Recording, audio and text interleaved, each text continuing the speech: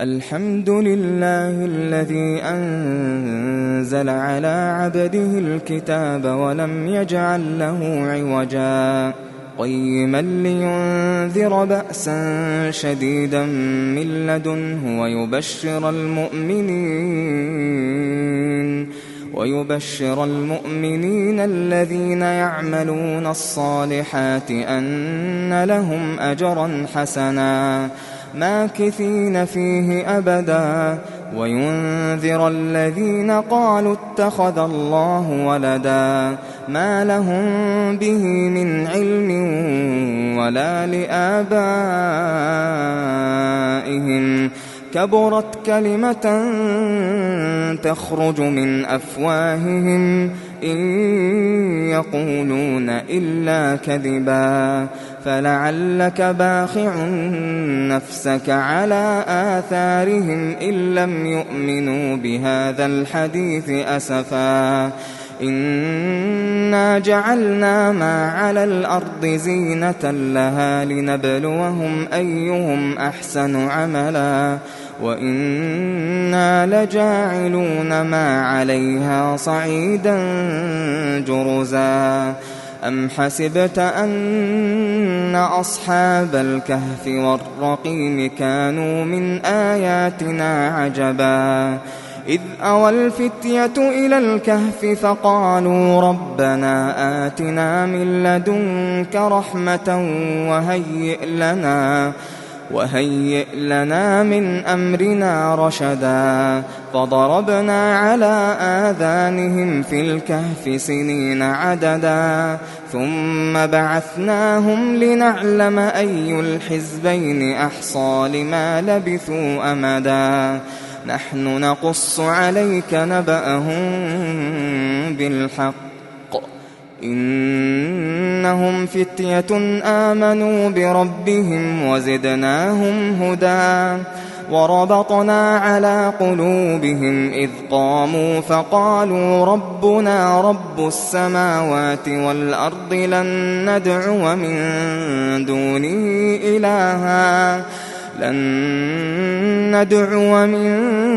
دونه إلها لقد قلنا إذا شططا هؤلاء قومنا اتخذوا من دونه آلهة لولا يأتون عليهم بسلطان بين فمن أظلم ممن افترى على الله كذبا وإذ اعتزلتموهم وما يعبدون إلا الله فأووا إلى الكهف ينشر لكم ربكم من رحمته ويهيئ لكم من أمركم مرفقا وترى الشمس إذا طلعت تزاور عن كهفهم ذات اليمين وإذا غربت تقرضهم ذات الشمال وهم في فجوة منه ذلك من آيات الله من يهد الله فهو المهتد ومن يضلل فلن تجد له وليا مرشدا وتحسبهم أيقاظا وهم رقود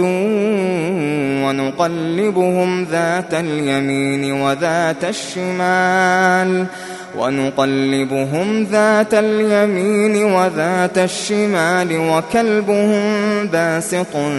ذراعيه بالوصيد لو اطلعت عليهم لوليت منهم فرارا ولملئت منهم رعبا وكذلك بعثناهم ليتساءلوا بينهم قال قائل منهم كم لبثتم قالوا لبثنا يوما أو بعض يوم قالوا ربكم أعلم بما لبثتم فابعثوا أحدكم بورقكم هذه إلى المدينة فلينظر فلينظر أيها أزكى طعاما فليأتكم برزق منه وليتلطف ولا يشعرن بكم أحدا إنهم إن يظهروا عليكم يرجموكم أو يعيدوكم في ملتهم ولن تفلحوا إذن أبدا وكذلك أعثرنا عليهم ليعلموا أن وعد الله حق وأن الساعة لا ريب فيها إذ يتنازعون بينهم أمرهم فقالوا ابنوا عليهم بنيانا ربهم أعلم بهم قال الذين غلبوا على أمرهم لنتخذن عليهم مسجدا سيقولون 3 رابعهم كلبهم ويقولون 5 سادسهم كلبهم رجما بالغيب ويقولون 7 وثامنهم كلبهم قل ربي أعلم بعدتهم ما يعلمهم إلا قليل فلا تمار فيهم إلا مراء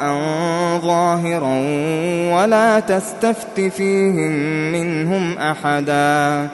ولا تقولن لشيء إني فاعل ذلك غدا إلا أن يشاء الله واذكر ربك إذا نسيت وقل عسى أن يهديني ربي لأقرب من هذا رشدا ولبثوا في كهفهم 300 سنين وازدادوا 9 قل الله أعلم بما لبثوا له غيب السماوات والأرض أبصر به وأسمع ما لهم من دونه من ولي ولا يشرك في حكمه أحدا واتل ما أوحي إليك من كتاب ربك لا مبدل لكلماته ولن تجد من دونه ملتحدا واصبر نفسك مع الذين يدعون ربهم بالغداة والعشي يريدون وجهه ولا تعد عيناك عنهم تريد زينة الحياة الدنيا ولا تطع من أغفلنا قلبه عن ذكرنا واتبع هواه وكان أمره فرطا وقل الحق من ربكم فمن شاء فليؤمن ومن شاء فليكفر إنا أعتدنا للظالمين نارا أحاط بهم سرادقها وإن يستغيثوا يغاثوا بماء كالمهل يشوي الوجوه بئس الشراب وساءت مرتفقا إن الذين آمنوا وعملوا الصالحات إنا لا نضيع أجر من أحسن عملا أولئك لهم جنات عدن تجري من تحتهم الأنهار يحلون فيها من أساور من ذهب ويلبسون ثيابا خضرا من سندس واستبرق متكئين فيها على الأرائك نعم الثواب وحسنت مرتفقا واضرب لهم مثل الرجلين جعلنا لأحدهما جنتين من أعناب وحففناهما بنخل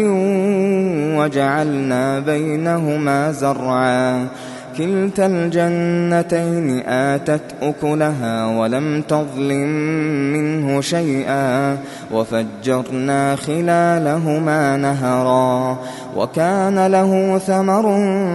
فقال لصاحبه وهو يحاوره أنا أكثر منك مالا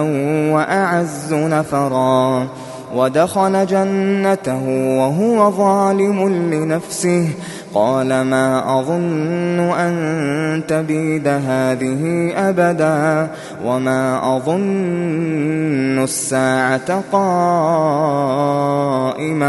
ولئن رددت إلى ربي لأجدن خيرا منها منقلبا قال له صاحبه وهو يحاوره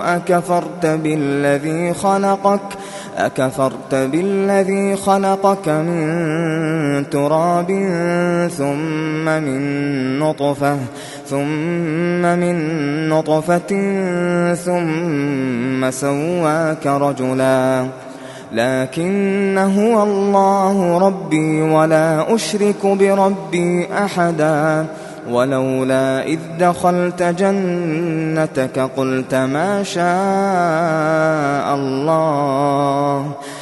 ما شاء الله لا قوة إلا بالله إن ترني أنا أقل منك مالا وولدا فعسى ربي أن يؤتيني خيرا من جنتك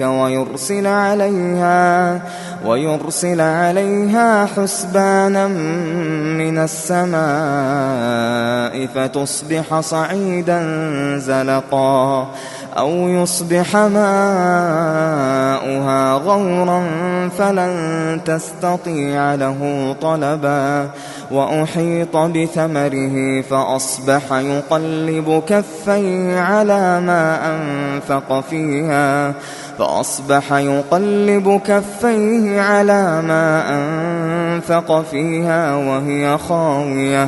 وهي خاوية على عروشها ويقول يا ليتني لم أشرك بربي أحدا ولم تكن له فئة ينصرونه من دون الله وما كان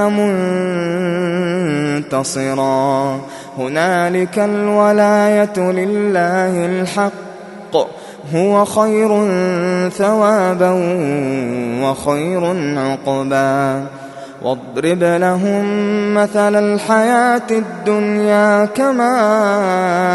إن أنزلناه من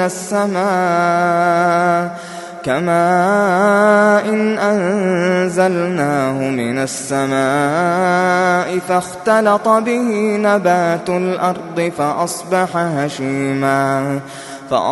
هشيما تذروه الرياح وكان الله على كل شيء مقتدرا المال والبنون زينة الحياة الدنيا والباقيات الصالحات خير عند ربك ثوابا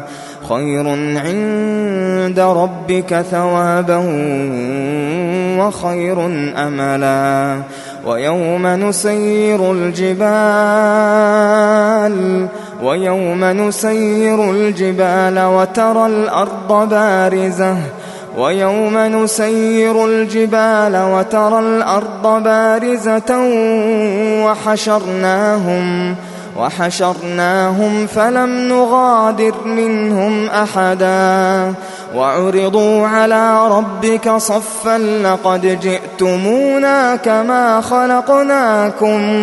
لقد جئتمونا كما خلقناكم أول مرة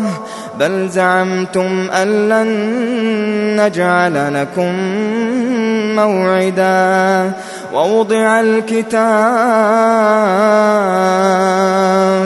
ووضع الكتاب فترى المجرمين مشفقين مما فيه ويقولون يا ويلتنا ما لهذا الكتاب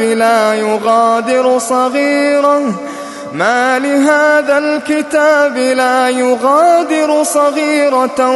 ولا كبيرة إلا أحصاها ووجدوا ما عملوا حاضرا ولا يظلم ربك أحدا. وإذ قلنا للملائكة اسجدوا لآدم فسجدوا إلا إبليس كان من الجن ففسق عن أمر ربه أفتتخذونه وذريته أولياء من دوني وهم لكم عدو بئس للظالمين بدلا. ما أشهدتهم خلق السماوات والأرض ولا خلق أنفسهم وما كنت متخذ المضلين عضدا. ويوم يقول نادوا شركائي الذين زعمتم فدعوهم فلم يستجيبوا لهم وجعلنا بينهم موبقا. ورأى المجرمون النار فظنوا أنهم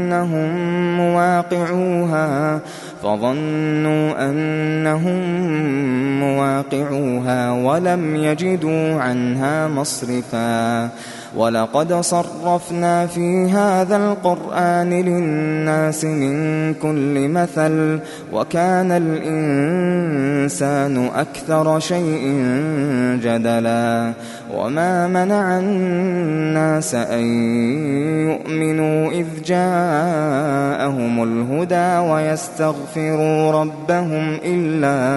إلا أن تأتيهم سنة الأولين أو يأتيهم العذاب قبلا. وما نرسل المرسلين إلا مبشرين ومنذرين ويجادل الذين كفروا بالباطل ليدحضوا به الحق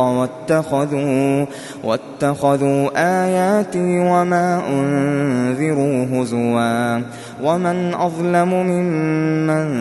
ذكر بآيات ربه فأعرض عنها ونسي ما قدمت يداه. إنا جعلنا على قلوبهم أكنة أن يفقهوه وفي آذانهم وقرا وإن تدعهم إلى الهدى فلن يهتدوا إذن أبدا. وربك الغفور ذو الرحمة لو يؤاخذهم بما كسبوا لعجل لهم العذاب بل لهم موعد لن يجدوا من دونه موئلا. وتلك القرى أهلكناهم لما ظلموا وجعلنا لمهلكهم موعدا. وإذ قال موسى لفتاه لا أبرح حتى أبلغ مجمع البحرين أو أمضي حقبا. فلما بلغا مجمع بينهما نسيا حوتهما فاتخذ سبيله في البحر سربا. فلما جاوزا قال لفتاه آتنا غداءنا لقد لقينا من سفرنا هذا نصبا. قال أرأيت إذ أوينا إلى الصخرة فإني نسيت الحوت فإني نسيت الحوت وما أنسانيه إلا الشيطان أن أذكره واتخذ سبيله في البحر عجبا قال ذلك ما كنا نبغ فارتدا على آثارهما قصصا فوجدا عبدا من عبادنا آتيناه رحمة من عندنا وعلمناه من لدنا علما قال له موسى هل أتبعك على أن تعلمني مما علمت رشدا قال إنك لن تستطيع معي صبرا وكيف تصبر على ما لم تحط به خبرا قال ستجدني إن شاء الله صابرا ولا أعصي لك أمرا قال فإن اتبعتني فلا تسألني عن شيء حتى أحدث لك منه ذكرا فانطلقا حتى إذا ركبا في السفينة خرقها قال أخرقتها لتغرق أهلها لقد جئت شيئا إمرا قال ألم أقل إنك لن تستطيع معي صبرا قال لا تؤاخذني بما نسيت ولا ترهقني من أمري عسرا فانطلقا حتى إذا لقيا غلاما فقتله قال أقتلت نفسا زكية بغير نفس لقد جئت شيئا نكرا قال ألم أقل لك إنك لن تستطيع معي صبرا قال إن سألتك عن شيء بعدها فلا تصاحبني قد بلغت من لدني عذرا فانطلقا حتى إذا أتيا أهل قرية استطعما أهلها فأبوا أن يضيفوهما فوجدا فيها جدارا يريد أن ينقض فأقامه قال لو شئت لاتخذت عليه أجرا قال هذا فراق بيني وبينك سأنبئك بتأويل ما لم تستطع عليه صبرا أما السفينة فكانت لمساكين يعملون في البحر فأردت أن أعيبها وكان وراءهم ملك يأخذ كل سفينة غصبا وأما الغلام فكان أبواه مؤمنين فخشينا أن يرهقهما طغيانا وكفرا فأردنا أن يبدلهما ربهما خيرا منه زكاة وأقرب رحما وأما الجدار فكان لغلامين يتيمين في المدينة وكان تحته كنز لهما وكان أبوهما صالحا فأراد ربك أن يبلغا أشدهما ويستخرجا كنزهما رحمة من ربك وما فعلته عن أمري ذلك تأويل ما لم تسطع عليه صبرا ويسألونك عن ذي القرنين قل سأتلو عليكم منه ذكرا إنا مكنا له في الأرض وآتيناه من كل شيء سببا فأتبع سببا حتى إذا بلغ مغرب الشمس وجدها تغرب في عين حمئة ووجد عندها قوما قلنا يا ذا القرنين إما أن تعذب وإما أن تتخذ فيهم حسنا قال أما من ظلم فسوف نعذبه ثم يرد إلى ربه فيعذبه عذابا نكرا وأما من آمن وعمل صالحا فله جزاء الحسنى وسنقول له من أمرنا يسرا ثم أتبع سببا حتى إذا بلغ مطلع الشمس وجدها تطلع على قوم لم نجعل لهم من دونها سترا كذلك وقد أحطنا بما لديه خبرا ثم أتبع سببا حتى إذا بلغ بين السدين وجد من دونهما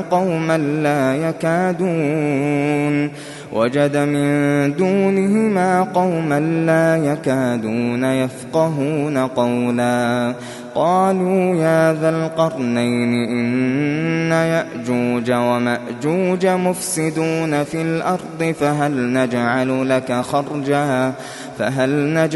لك خرجا على أن تجعل بيننا وبينهم سدا قال ما مكني فيه ربي خير فأعينوني بقوة أجعل بينكم وبينهم ردما آتوني زبر الحديد حتى إذا ساوى بين الصدفين قال انفخوا حتى إذا جعله نارا قال آتوني أفرغ عليه قطرا فما استطاعوا أن يظهروه وما استطاعوا له نقبا قال هذا رحمة من ربي فإذا جاء وعد ربي جعله دكا وكان وعد ربي حقا وتركنا بعضهم يومئذ يموج في بعض ونفخ في الصور فجمعناهم جمعا وعرضنا جهنم يومئذ للكافرين عرضا الذين كانت أعينهم في غطاء عن ذكري وكانوا لا يستطيعون سمعا أفحسب الذين كفروا أن يتخذوا عبادي من دوني أولياء إنا أعتدنا جهنم للكافرين نزلا قل هل ننبئكم بالأخسرين أعمالا الذين ضل سعيهم في الحياة الدنيا وهم يحسبون أنهم يحسنون صنعا أولئك الذين كفروا بآيات ربهم ولقائه فحبطت أعمالهم فلا نقيم لهم يوم القيامة وزنا ذلك جزاؤهم جهنم بما كفروا واتخذوا آياتي ورسلي هزوا إن الذين آمنوا وعملوا الصالحات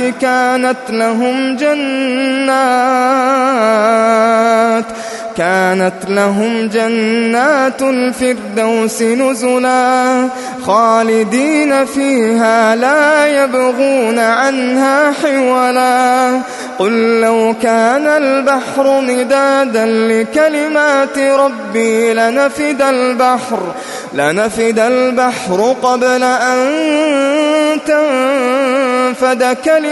ربي لنفد البحر قبل أن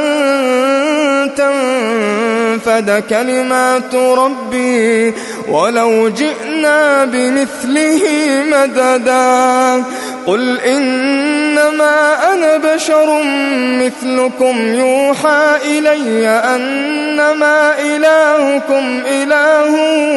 واحد فمن كان يرجو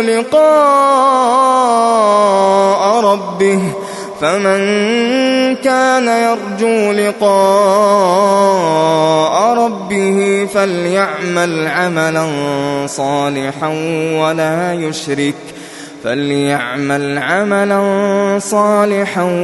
ولا يشرك بعبادة ربه أحدا.